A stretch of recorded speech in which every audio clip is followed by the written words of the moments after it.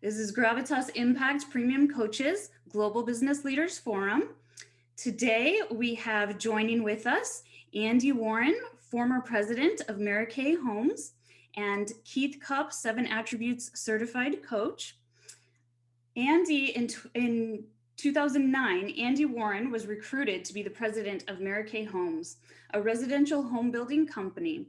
The company had been acquired at the top of the market, yet quickly experienced a free fall when the housing bubble burst. Interest rates rose, unemployment skyrocketed, and the demand for new home buyers plummeted. Andy made 3 decisions that led the company from near death to being one of Arizona's top companies to work for. Today, he shares his decade-long tenure of building a top-performing company, focusing on culture, people, and clarity.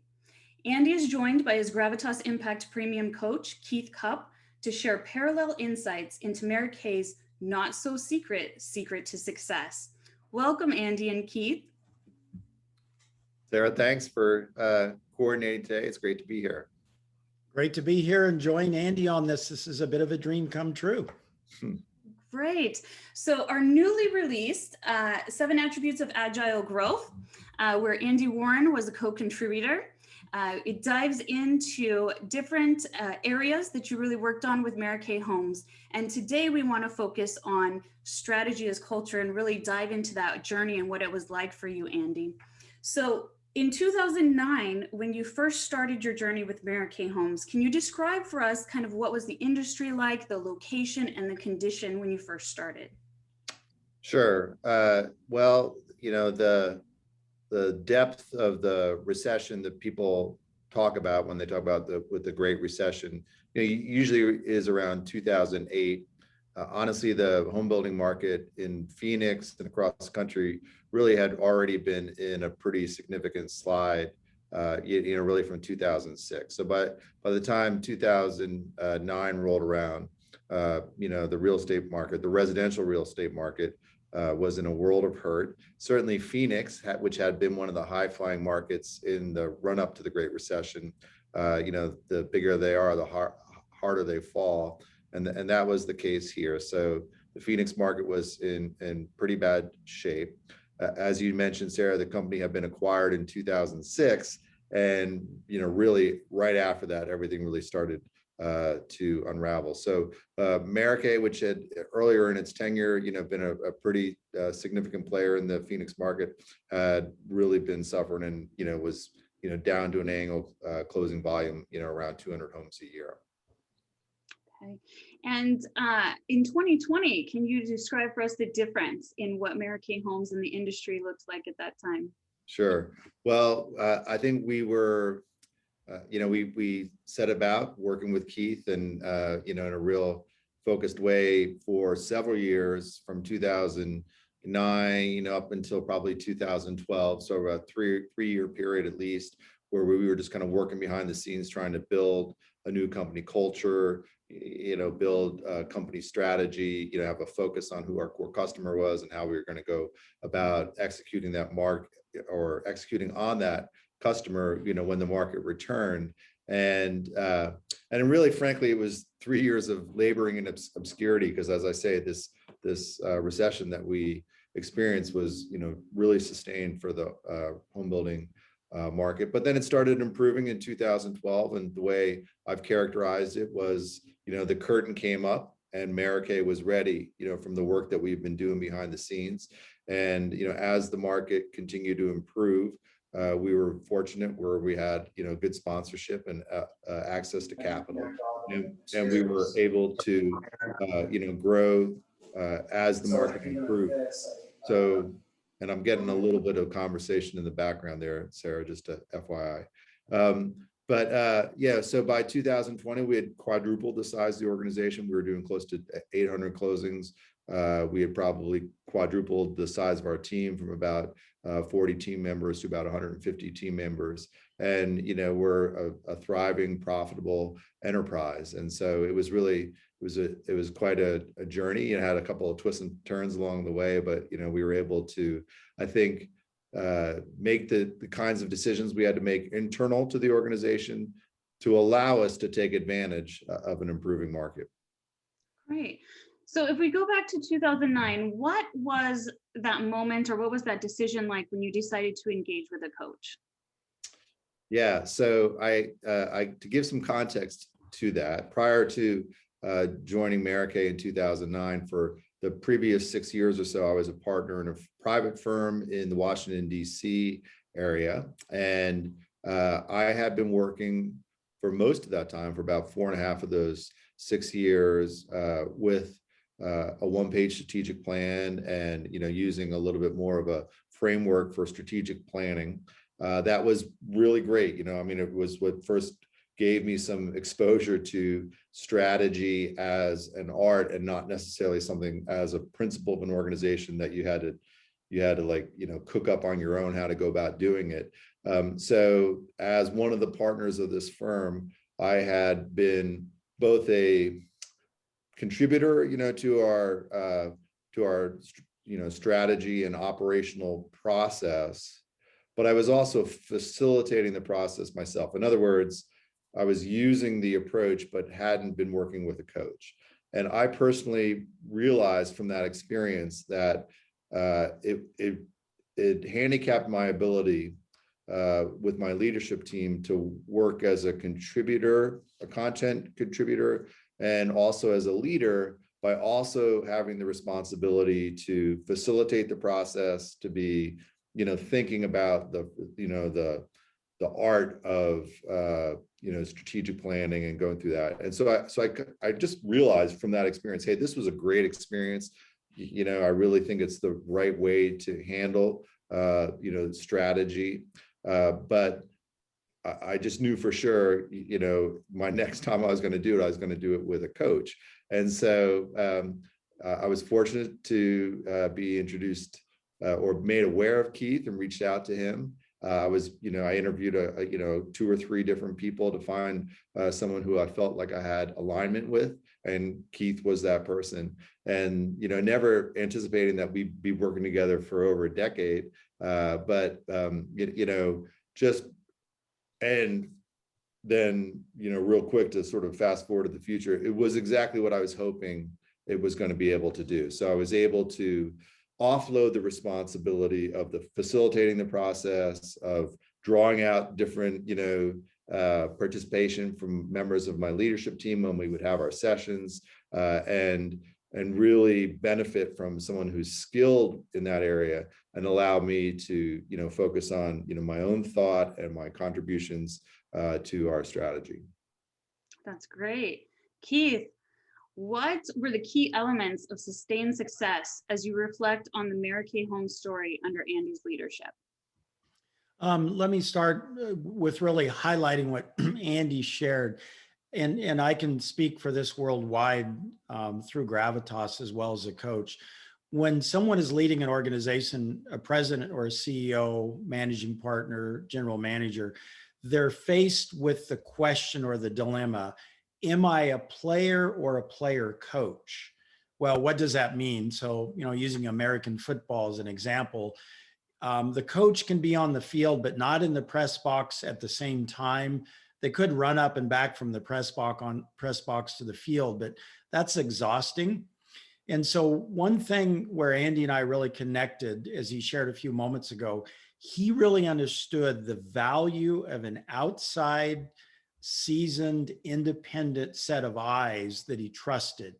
And so outside, a coach, so he could be on the field with his team, a seasoned, as a fellow, in my case, CEO or president. And where that really connected was we shared the core values. So the core values between the president and the coach, the alignment there was amazing. And so that really connected us early as Andy led. And then he invited me in, and this is the key. He was willing to listen to what I shared, not only as a coach, but as a peer running an organization. And because of that, we could talk about, the brutal truth in different areas. So that's the first one, the alignment of what he wanted in a coach and core values, and that he listened to that. Secondly is Andy did a fantastic job. He was relentless his relentless pursuit of having accountable A-player talent on the team. And we're going to get into that a little bit later with the process that Andy refers to as a semi-annual talent review. And so that relentless pursuit of A-player talent, holding people accountable, rewarding them fairly, but also holding them accountable was another core item in the journey. And then third, I think just following the process, we can work with a lot of different leaders, and presidents of companies are very intelligent, they're very driven, and they're very decisive. And sometimes that can get in the way of growing the company. And so following the system, in this case, we call it the 7 attributes, and then listening to the coach and debating things, I think was really, really powerful. Andy displayed the humility in embracing the system, which is awesome as a coach. Makes coaching so much more easy. Mm-hmm. Well, and then maybe if I could just add, Keith, I totally agree with those insights. Thank you very much. But one of the things that I feel we have to be careful of as leaders is we're good about implementing things that we know are the right things for our team. Sometimes we're sloppy about doing them for ourselves. It can just sort of happen and you just sort of take it for granted. So one of the things that I think was part of our success were, maybe 2 examples. One is this idea of discipline around rhythms and doing things, on a real regular basis. And, so we built all kinds of things into, our operations and our culture that were built on that to make sure that, we had these repeatable things that were happening. And another thing that was, a big part of our focus was accountability. So for me, working with Keith, I felt he brought, just knowing, oh, I got another, call coming up with Keith, or I've got another quarterly session coming up with Keith. That added some of that, structured rhythm and repeatable, activity for me as a leader, and also, an accountability partner. A lot of times at the top of the organization, you don't necessarily have as much accountability as someone that's deeper down in the organization. So I think that was really helpful as well. That's great. Andy, what was your strategy to build a sustainable competitive advantage? And what were the core elements of that strategy? Yeah, I think, Sarah, it really kind of comes into sort of 2 different camps. So there certainly was a part of our strategy that was a big part of our focus working with Keith over the years that, was built around where we felt we could create some competitive advantage in the marketplace as a builder, in terms of relative to our competitors and, what our land strategy or product strategy might happen to be. But, it's really kind of interesting, it's in home building, probably in a lot of industries, it's really difficult to create a sustainable competitive advantage. I went to business school a bunch of years ago, and they would talk about, like barriers to entry, would be a place where you could, create a sustainable competitive advantage, or if you had some sort of technological advantage, you could create a sustainable competitive advantage. So really, there's not a lot of barriers to entry, in the construction home building business. There is not, real, significant technology advantages that you have. Even if you've got really great product and design, what do? You create model homes, you invite the world to come in and see, and just next thing you know, your competitors have the exact same plans and what have you. So it was, we found, or I found, it was very difficult to, not be commoditized, right? So how can you create a sustainable competitive advantage? And essentially what we made a strategic decision to do was to focus on our people. Really what we were was just sort of the sum total of all the actions and decisions that our team, was making, on a monthly, weekly, daily basis. And we felt if we could create, a better team that was making better decisions over time, we would create, initially just a little bit of an advantage, then an advantage, more and more of an advantage. So we really focused on our people strategy as really sort of a key element of our as our business strategy. And by the way, I think a lot of times our competitive cohort, would just sort of take it for granted. Oh yeah, people, right? That's important to us too, right? People are our number one asset. You would hear these kinds of things, but maybe not prepared to do the hard work to really make it happen where it can become a competitive advantage. So for us, we had what we called our three-legged stool of our people strategy, which was to start with the right people, equip those people with the resources they need to be successful, and then hold those people accountable for results. So start with the right people, equip those people with the resources they need to be successful, and then hold those people accountable for results. So each one of those is really, really hard to do, right? To really be thoughtful and better than your competitive cohort on recruiting top talent is really hard work. And to really be intentional about equipping your team, your players with the resources that they need to be successful better than your competitors is really hard to do. And then to really create a culture of accountability where there really is sort of teeth to this idea that A players want to be surrounded by other A players. And if you don't either have the motivation or skill set to be an A player, maybe you might be better off somewhere else. So it's hard work in all three of those areas. But we found that it worked, that over time we were able to create a sustainable competitive advantage by just being disciplined to that three-legged stool people strategy. That's great. Keith, I know Andy was talking about meeting rhythms and holding each other accountable, but what were some other key tools or core processes that you helped guide Andy and the team to focus upon in their journey to success? Well, a couple worth mentioning. One is in the area of talent. And so Andy, as I mentioned, built a culture of relentless pursuit of A player talent, accountability, and then rewarding them too. And so we had introduced the A player talent matrix, a simple exercise where you look at the core values of an individual and then the productivity. And what I appreciated about Andy, we used that maybe a couple of quarters, but connecting that to the strategy he laid out, he took that and he took it to a whole new depth and width and created and modified it into a matrix and a process. And it became part of the regular semi-annual rhythm. So we did quarterly sessions, but in April and October to start Q2 and begin Q4, Andy and the team would meet and we'd take the heart of our quarterly session. In the morning, we would focus on reviewing the quarter. In the afternoon, we would build a new quarter, priorities, etc. But the heart of the day, twice a year, was a meticulous review of the top talent in the organization.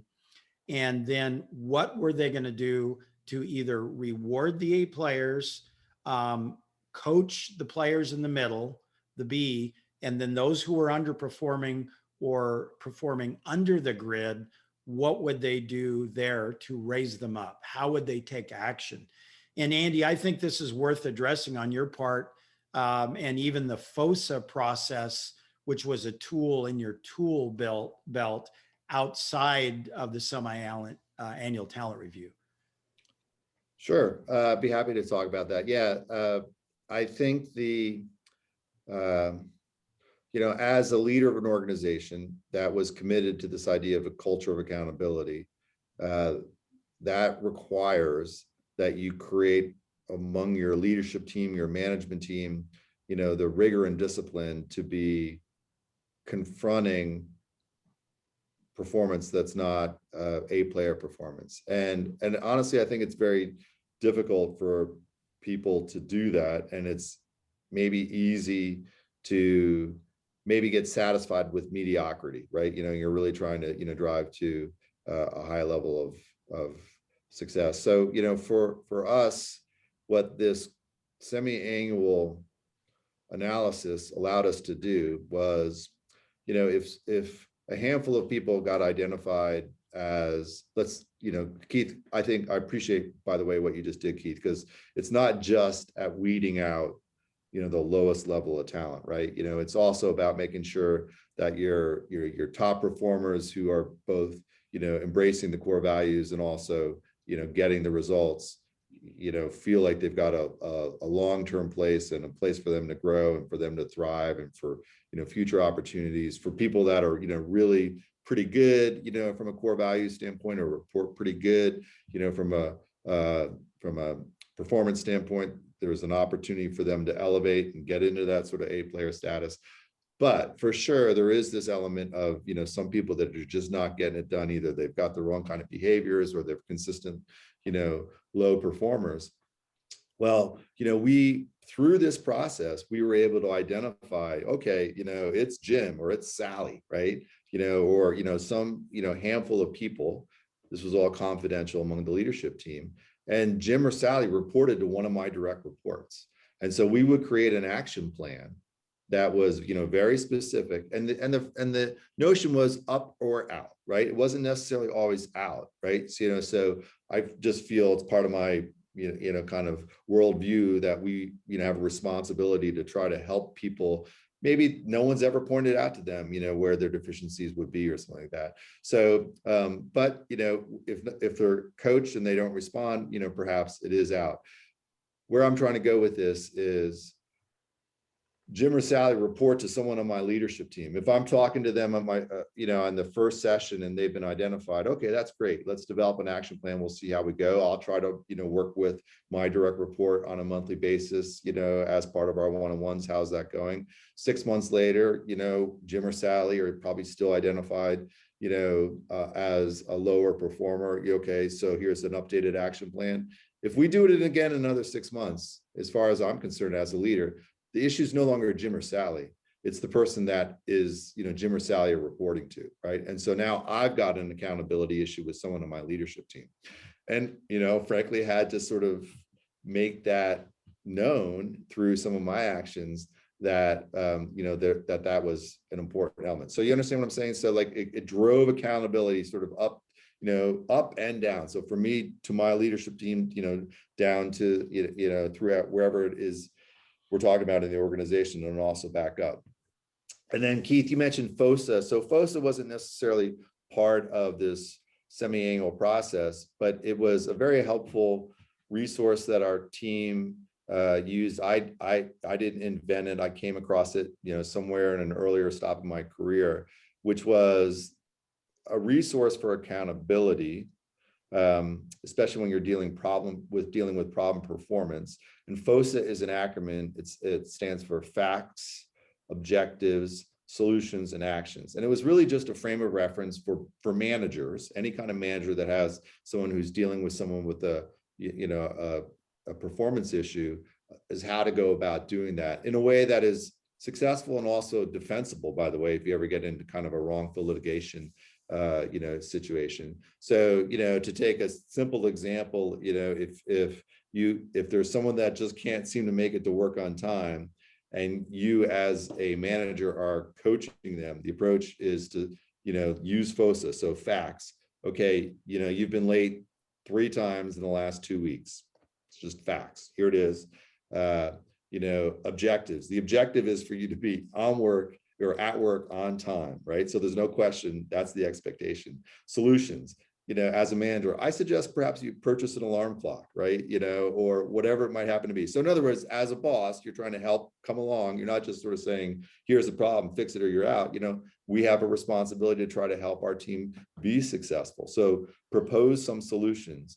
And then A is actions. If you are not able to successfully get to work on time, in the future, you are probably going to get terminated, right? So it's just a frame of reference that our team found, pretty straightforward, and just became sort of part of our vernacular when you're dealing with, mediocre or poor performance, as a way to sort of help on this journey of up or out. So up, if that person responds and all of a sudden they bought an alarm clock, no one ever told them that it's important to come to work on time, their mother or their dad didn't tell them, and so you as their boss for the first time are sharing with them that information, maybe they can turn into a productive member of the team. And if not, then you can exit, help them to exit through the organization, and you've got a documented history that makes it pretty straightforward. Sarah, one other tool or process I think that was eventually became a bit of an accelerant is what we call the Preannual Planning Strengths, Weaknesses, Opportunities, Threats session. And so I think it was about year 3 into it, I went to Andy and I said, Andy, let's gather your A players in a room for a half a day in December, and let's ask them 3 questions. Number 1, are we living the values at Maracay Homes?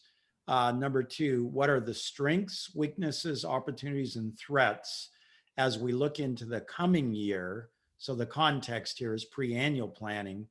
And then what do you think are the top 5 priorities for the coming year?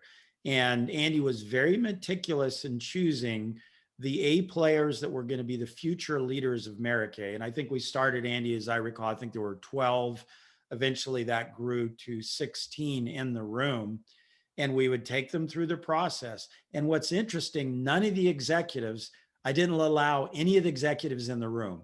It was only the middle leaders, A players, and we'd ask them those questions. How are we doing the values?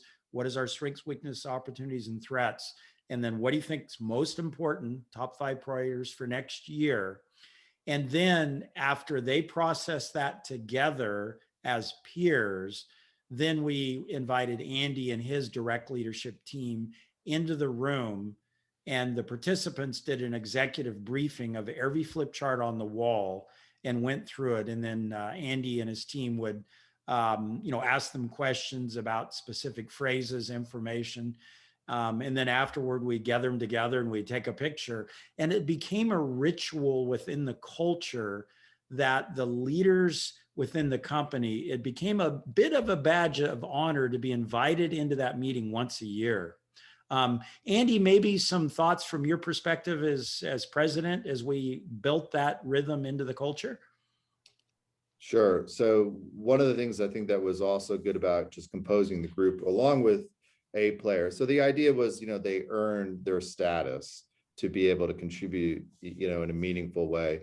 And again, that wasn't just on performance, it was always for us, performance and, core values or performance and behavior, right? So they needed to be both getting the results, but also kind of live in the culture in a way, that, clearly they're emerging as, special within their sort of cohort. So, and it was a cross-functional group, and I think that was also really helpful.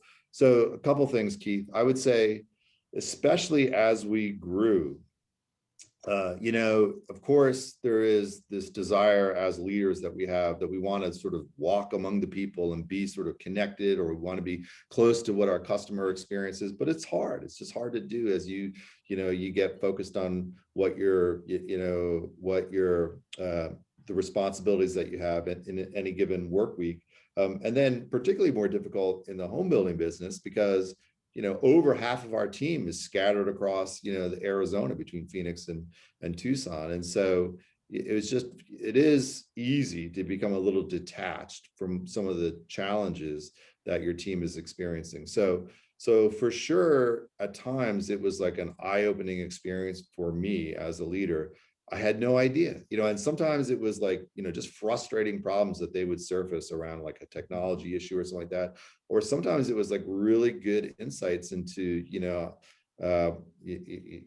things that we could be doing better, from a product execution or what have you, or opportunities that we should be pursuing. So as it relates to the, ways, I mean, you read a lot in business literature about, different things that leaders try to do. I meet with a customer, once a week, or, whatever it might happen to be. It's a way to, as a leader, to really sort of stay connected to what's happening where the rubber meets the road. And then just building on the point that you made about this badge of honor, not only just badge of honor, but I think it made the key leaders in our organization vested in our strategy in a way, because they helped to co-create it, right?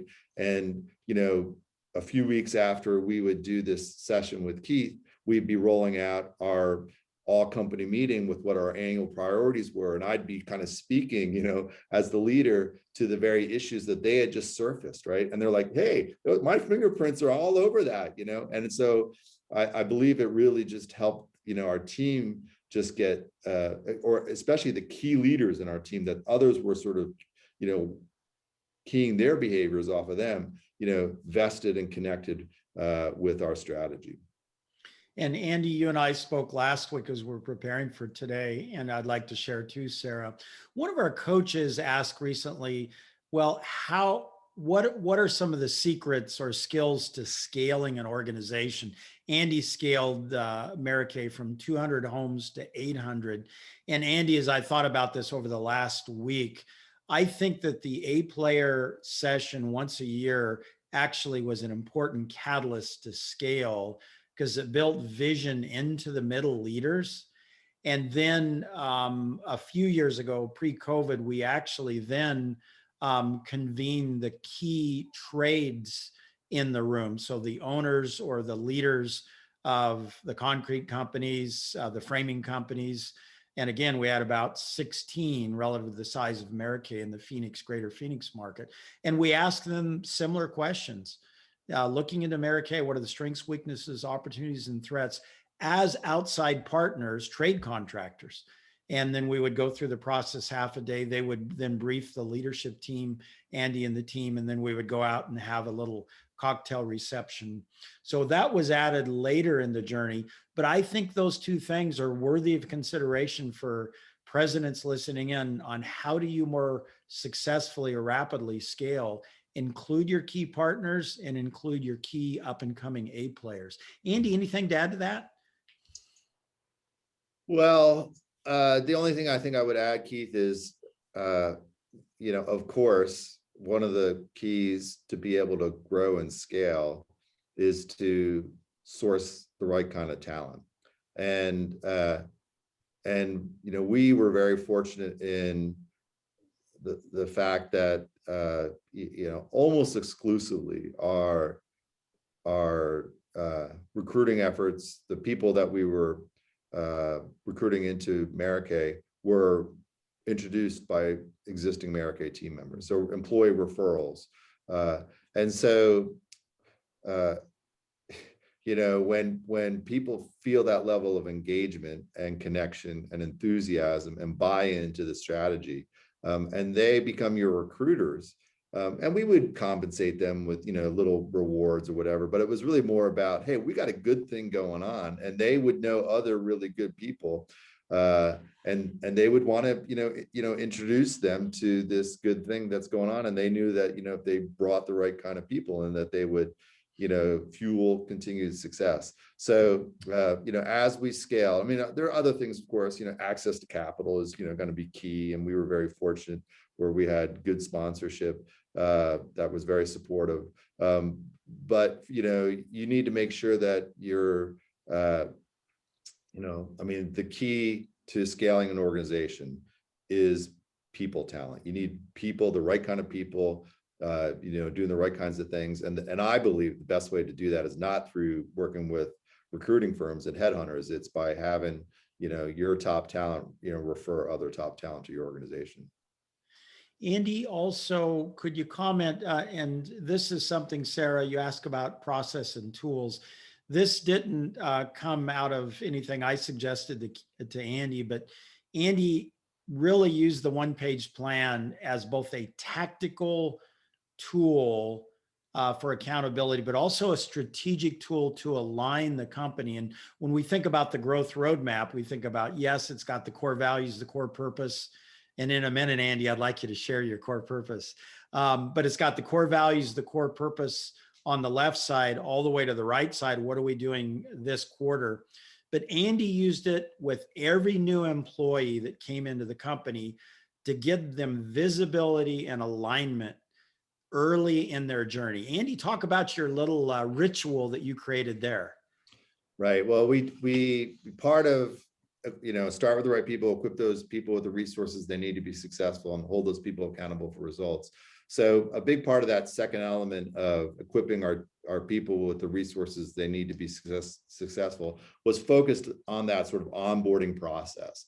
And so we were, really thoughtful and intentional about what's that first day like for a new hire, what's that first, couple of weeks like, what's that first month like, and that first 3 months or so as they sort of onboarded into the organization.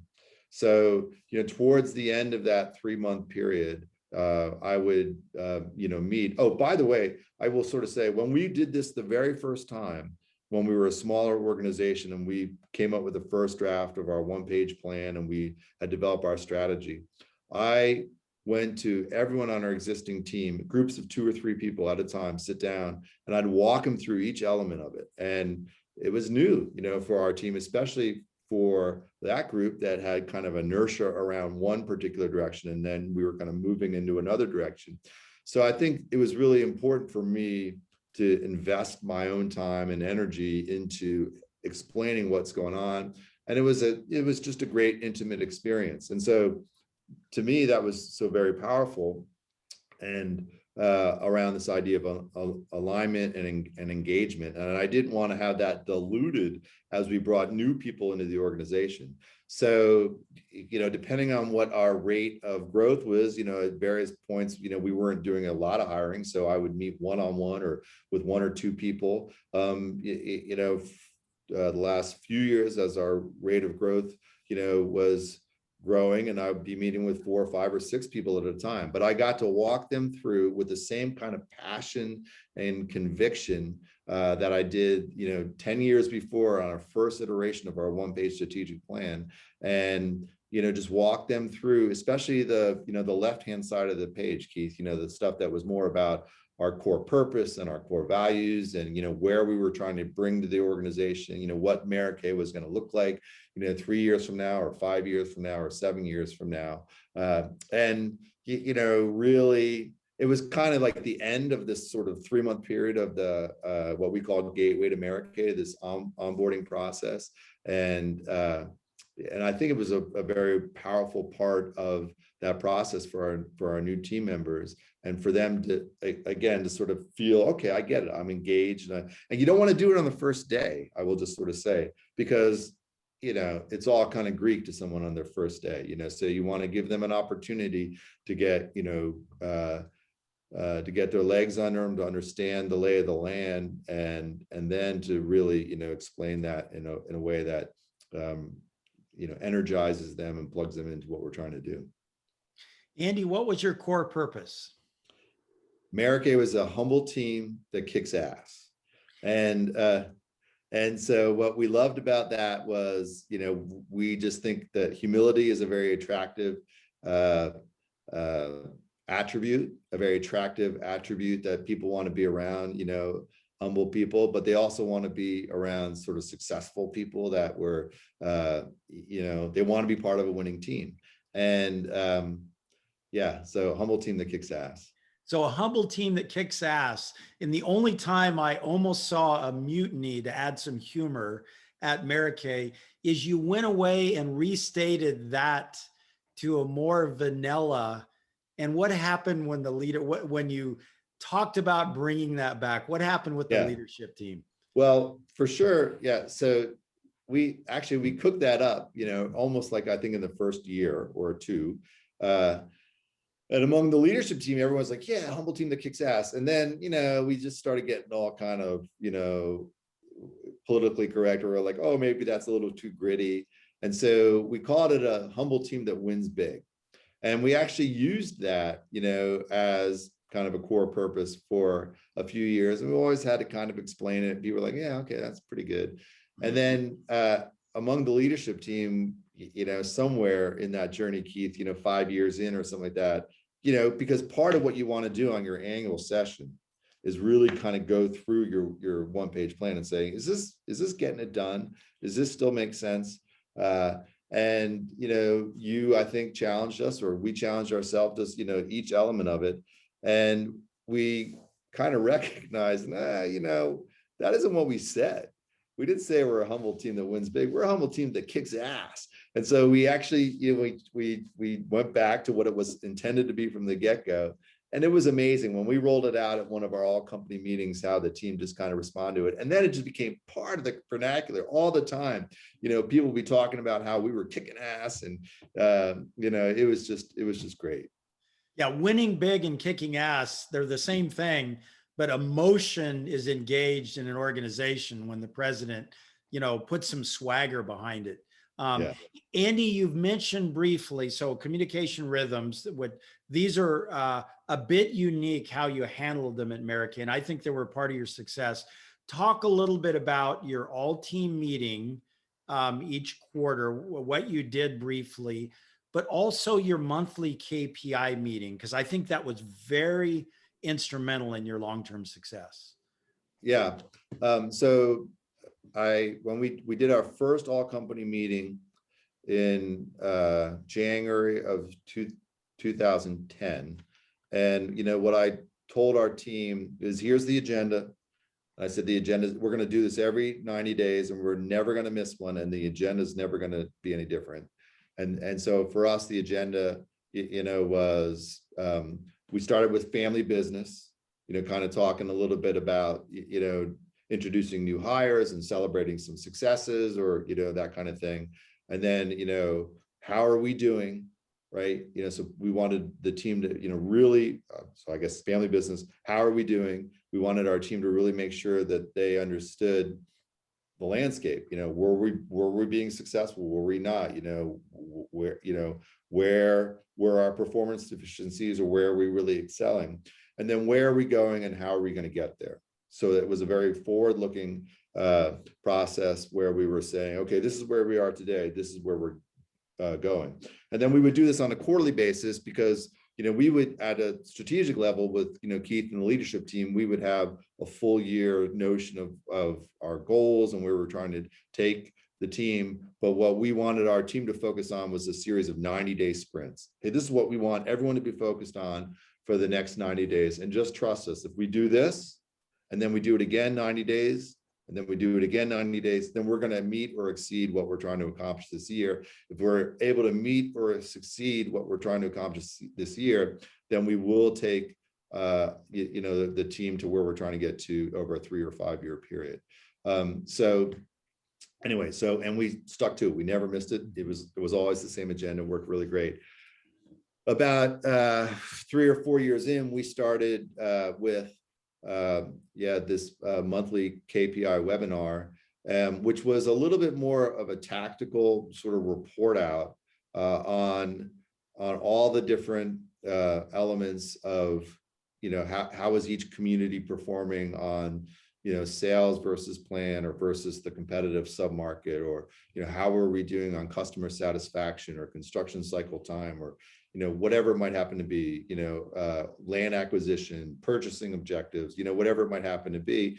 We had all the different functional leaders kind of reporting out on these KPIs. That was another part of our discipline, is, these are the metrics that we're using to evaluate our performance and the results that we're trying to get. And so it lasted, about hour and 15 minutes or so. And we would go all the way through the organization every month.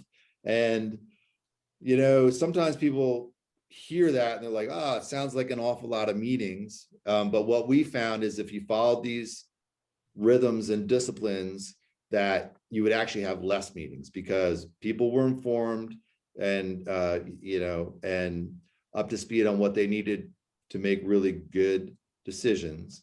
And then and even if they felt that way still, if people are going to complain, and people will complain, and if one complaint is there's too many meetings around here, and the other complaint is nobody tells me what's going on around here, well, I'll take this complaint all day long. I'll err on the side of communicating and sharing information and talking about what's going on, than someone who feels like they're in a vacuum and they don't know what's going on, and they're not able to make good decisions because they don't have the facts. So so that was another one of our rhythms and cadences that we followed, and I think with great success. And Andy, for clarity for the audience, that was monthly. The functional leaders, who was the audience, and what type of data was shared? Yeah, it was everyone on our team. So everyone, in the field, every construction person, every salesperson, it was a mandatory meeting. So the entire company was there, and it was just totally transparent. So we shared all of our financial information, all of our cost information. Part of the reason we called it family business is because we would say, hey, we're sharing this information with you so that you're able to do your job more effectively. There's an expectation you keep it within the family, right? So there was, we were very transparent with our team, and they recognize that they're mature adult professional people, and they would respond appropriately with the confidential information that we were sharing.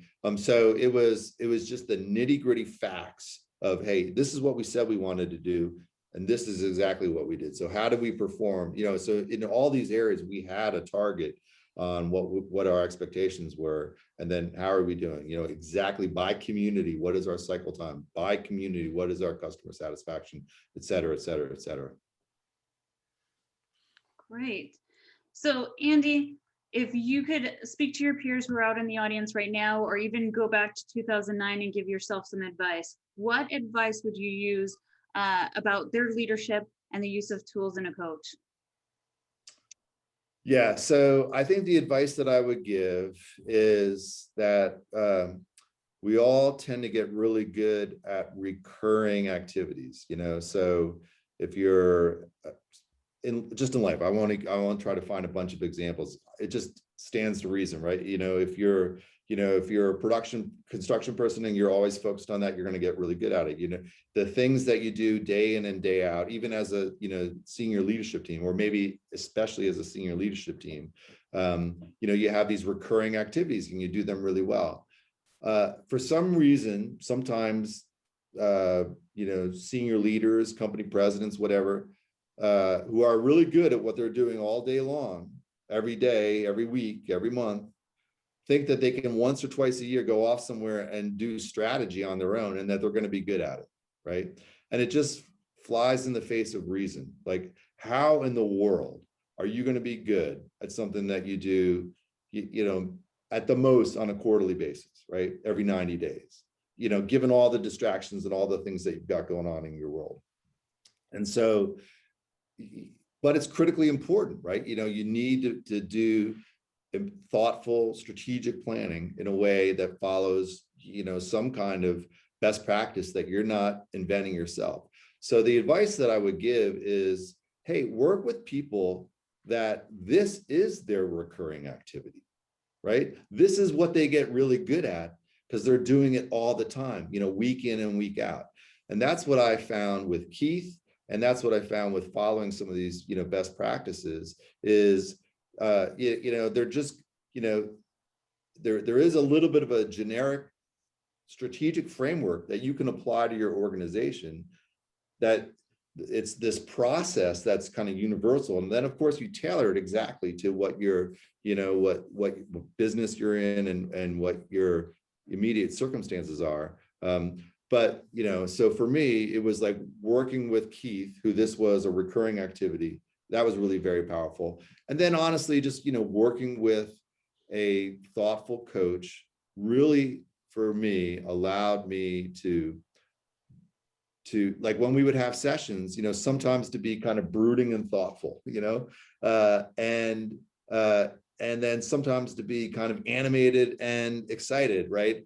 And not feel the burden of, oh, I need to chartboard, this person's comments, right? To be able to draw out, or for someone else who's not as intimate or close to it as myself, to kind of recognize, hey, there's a dynamic in the room here that maybe you're missing, right? Or, anyway, so to be able to work with a resource that is focused on the process maybe a little bit, so that I could be more focused on, the creative energy that I'm feeling around the strategy, or, the, working on the content rather than, the process.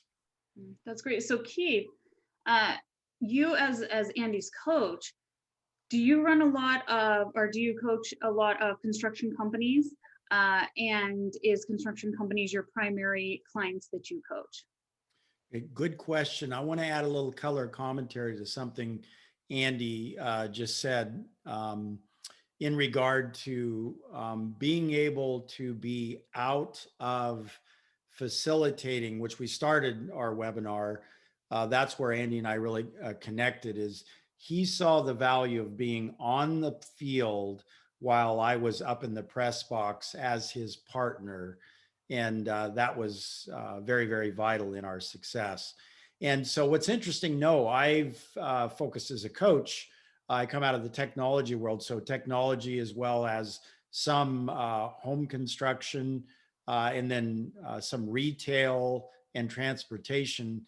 But I've been doing this almost 15 years now. So interestingly enough, as I hit my 15th, 16th year of coaching, I tend to attract those who are in this space because Andy and I have had such of a long-standing relationship. So as a coach, I'm not a consultant or an expert in the industry, but I've developed expertise through this long journey together, which again started with core values, adding value through the content, and then a president who would listen to my insights. Doesn't mean he used them all the time, but he absolutely was a listening ear, which was critical. That's great. So today we're really focusing on culture and strategy, those internal processes within the organization. But with the launch of the 7 attributes of agile growth, there's a lot of information regarding other processes, external customer journey, and those sorts of things, Keith, that you worked with Andy on. But why did you choose, out of all of your clients, why did you choose to focus on Andy's story of success? Well, so working together over a decade, the 7 attributes, which we released the monograph last month, and I invited Andy to co-contribute, is because other frameworks weren't quite complete. And so Andy really was, in a way, the R&D in the field as a partner client, where I was able to, in a good way, do some innovation, like the Preannual planning session was innovated in an idea from me as a coach at Maracay. Andy was gracious enough to say, let's give it a try. It became a very important part of the rhythm. And so, frankly, to honor his partnership, his leadership, but also being a willing client who was willing to listen and innovate, which then eventually became the 7 attributes. The 7 attributes exist due to many clients of coaches worldwide, but Andy had I would say, a disproportional spot in being patient with this coach. That's great. So we have about 5 minutes left. And so I'm going to take some questions from our audience. And I want to thank Glenn Dahl. He sent in his questions early. So we'll take a few of those right now. So Andy, what were your main accountabilities as head of the company? In terms of my own, I guess he's, my own self. I would say two, I already mentioned one was, I found that to be a challenge, right, at the top of an organization. So I found working with Keith as a coach really valuable, someone who, we originally were working on a quarterly basis, and then Keith and I started working out together on a monthly basis. And I found, that to be, really helpful just for, hey, this is what you said a month ago. How's it going? Right. So for someone to be asking me that. But also, we tried to have this kind of collegial, there's no question there at some point there has to be someone who's a CEO, president, managing partner, whatever, decision needs to be made. But we had a very team-focused approach. And so, what we would do as a leadership team, as an example, towards the end of each one of our sessions, we would develop, okay, here are my top 2 or 3 goals that I'm going to be working on this quarter, and then, and I would do that at the same time. And so we would be sharing them and, perfecting them with one another. And so I also tried to have accountability with the leadership team. And if part of the question also is like, what accountabilities in terms of my primary areas of focus, if that was also part of the question, for me, I was focused on all the different areas. We had, really competent leadership across the board, but you have to focus on what are the drivers for success in your industry. So for us, it's probably land acquisition and also, your sales and marketing side of the business. Okay. Hey, Andy, Sarah, if I could slip in a question too. And if we can go ahead, Sarah, and go over past the hour, anybody that needs to leave, understand, but Andy and I said, if we need to click over a little bit to get more value, we'll do that. So Andy, we've talked a lot about internal processes intentionally, because we're talking about culture as strategy, and you had a great strategy based on culture. But what about the customer experience? Talk to your peers about, what did you learn in your leadership during the Maracay years about really caring for the customer and weaving a customer experience that was both differential and very valuable to the organization? Yeah, I think what the quick thing I would say about that, Keith, is just alignment around a focused strategy that you were disciplined to always follow, right? So for us, we were focused more on the premium home buyer space. So that was customers who had purchasing power to make some choices about what they were looking for, whether from a location or a product strategy. And so we aligned everything that we did around that customer, what their priorities were, and how we could be successful, profitable, and deliver to that customer what they were looking for. So our niche does not need to be the niche that everyone would follow. So some would say, no, our customer is someone that we refer to as a shelter buyer, right? So that, and that certainly doesn't mean to be a derisive term, but someone who is more focused on price per square foot and value and affordability. And so that's a whole different alignment of different parts of your organization around sourcing your trade partners and how you would organize your business. So I think the key externally there, Keith, is alignment around your customer, understanding who that customer is, and that you're not trying to be all things to all people. You're focused on what that customer is, and then aligning what you're offering, and then your behind the scenes sort of processes around optimal performance on that customer and what you're delivering to that customer. Great. And I'm happy to stay on for sure, Keith, for some, if there's additional Q&A. Thank you. All right. We got a question from Rick Holbrook. How did your own leadership skills improve as you worked with your coach over this period of time? Okay, so I think, well, one example I would say is because we had this commitment to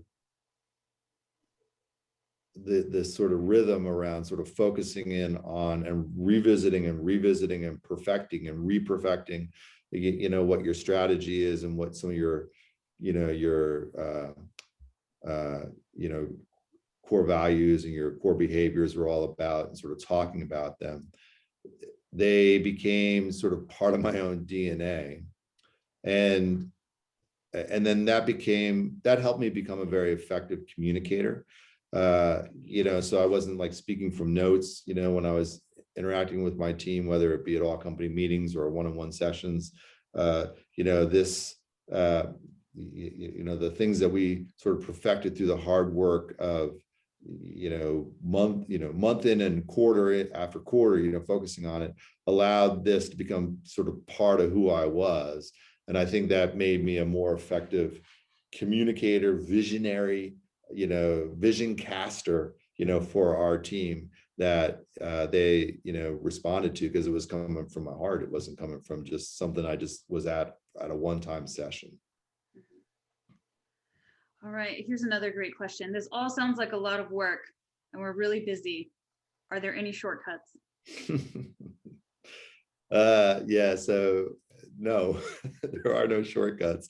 There's no substitute for hard work and for, choosing where you want to invest your time and being disciplined about that. So yeah, it's hard work, and just to kind of go back to this people strategy thing, maybe to illustrate it. So one of the things that we did in our office was we put aspects of our one-page strategic plan on the walls. And, because, I wanted it to be just kind of a reminder for our team as they're just kind of walking around. And sometimes when I would walk, like peers, other leaders of companies, through our office, I'll be working my way back to my office, and I'd stop and I'd say, well, here's this one that talks about our emphasis on our team, and our team is our key competitive advantage because we're thoughtful about creating that advantage.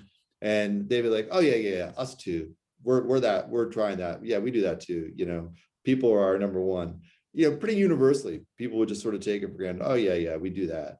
And then when I would be interviewing people, I would do the same thing. I'd kind of walk them through, and I'd stop in front of that sort of people strategy one, and they'd look at me and they'd say, nobody does that. That's so awesome, right? So there's some sort of disconnect between what, sometimes leaders of an organization thought they were doing around people and what was really happening. And I think it's because they just didn't understand that it's a lot of hard work. It really is a lot of hard work. And they think that, the hard work of the business is the functional side or whatever technology or whatever it is that you're working on. And I'm sure that's hard too. It's, but it's also a similar amount of hard work, on the people side. So that's great. Sarah, Go ahead. Yeah, just an insight on this, and I feel pretty passionately about this, is I've listened to our coaches worldwide and coached companies now for a decade and a half.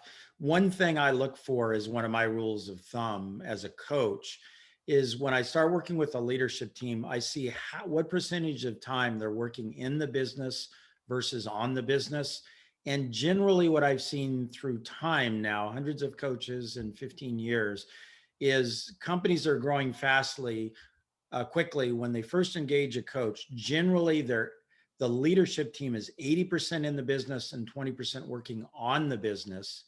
And as they scale and grow successfully with the coach, that flips upside down, and the leaders are working 80% on the business and 20% in the business. Now, what do I mean by that? 80% on the business includes what helped Andy become great is the leadership of working with and on people to get the right people on the bus, develop them and their talent and coach them up or out, and then make sure that they're rewarded and their voices are heard. And by the way, Andy, if you can comment on this, up or out doesn't mean out of the organization. I know that you had an individual on your leadership team when we first started working together that didn't fit well on the leadership team, but there's a good ending to the story. Talk about that a little bit, Andy. Sure. Well, of course, I mean, it really is just like a Jim Collins thing, right? The right seats on the bus, right? So yeah, fortunately we had we actually had two, if you think about it, Keith, as I reflect back on it, people that, were in the leadership team when I moved into my role at Maracay, who, were not as well suited as ideally one would want someone to be focused on strategy, but they were more like, a really successful operator. And so, just had to kind of reach that conclusion and sort of successfully navigate that place for those leaders. And honestly, I think they would say, hey, that's right. I'm really in my happy spot when I'm kind of focused on this sort of execution role and not necessarily as a senior leader and as a strategic contributor. And so, so for sure, sometimes that's difficult to do. And I was very fortunate in this case where we had a couple of people that agreed and recognized that was, the right solution. And I'm sure it was because they ended up staying with me the entire time that we were there. Sometimes that's difficult to do, because there's ego involved and what have you. But anyway, I think so. Just getting back to it's not just the right people on the bus; it's the right people in the right seats in the bus. So you need to make sure that everyone's in a place where they can really flourish and where they can be successful. And I think that's just what we try to do. And then Sarah, back to the original question. Hey, we're really busy. This sounds like a lot of hard work. Are there any shortcuts? There are no shortcuts, but there's an incremental process to use. And for me, looking at it, there are kind of two variables. One is you have to, as a leader, sequentially over time, raise the level of talent on your team from B players to A players, increasing population of A players. And then as they're growing, also developing them, okay, being patient and developing them. And so there are no shortcuts. It is really, really hard work, but as Andy's shown, it can be done. And that's the value of a coach. The coach can help build the strategy to get there, then help you be accountable to execute upon it. Great. A few more questions. We can take a few more. What was your experience during the big growth season of your business with your A players becoming B players and getting kind of disengaged with the dream and the growth? Did you experience that at all? I don't think we ever had, any kind of widespread issue where there was disengagement or anything like that. I mean, I think that there's insight in that question for sure. If you're always, like, one of the things that I always try to do on the recruiting side is always improve the organization by hiring, more talented people, right? And so if every time we're bringing someone into the organization, at least in theory, is already an A player, then if you were an A player over time, you're right, then you become a B player. But then that gets to the other part of what we've talked about as we would do our talent review, which was to, be thoughtful about, the good team members that we had, especially, people that were A players, to feel like they had assignments and learning opportunities and, different places to continue to learn and grow. So, I worked with someone, 25 years ago that was a sales coach, and I kind of held on to something that he said. What he said was, you should always be turning over the bottom portion of your team. I mean, maybe a little bit, almost like in a Jack Welch kind of way, a little bit more aggressive than what we're talking about here, right? Almost as like, hey, this is an assignment every year. You're gonna fire a third of your sales team. And what he would say is you would continue to do that until the bottom third of your team is equivalent to the top third of everyone else's team. So in theory, there is a point where you're okay that everyone on your team is not an A player, as long as your B players are the same as your competitors' A players. Does that make sense? You understand what I'm saying? So you're not just churning for churn's sake. You're doing it intentionally to try to create that sort of utopian situation where you wouldn't want to replace one of your B players because you couldn't source, anything, that it's difficult to source someone who's better. Mm-hmm. All right. This question, I think, is very specific to construction type industries, but using a lot of subcontractors for businesses, how do you help hold those individuals accountable when they're working with you?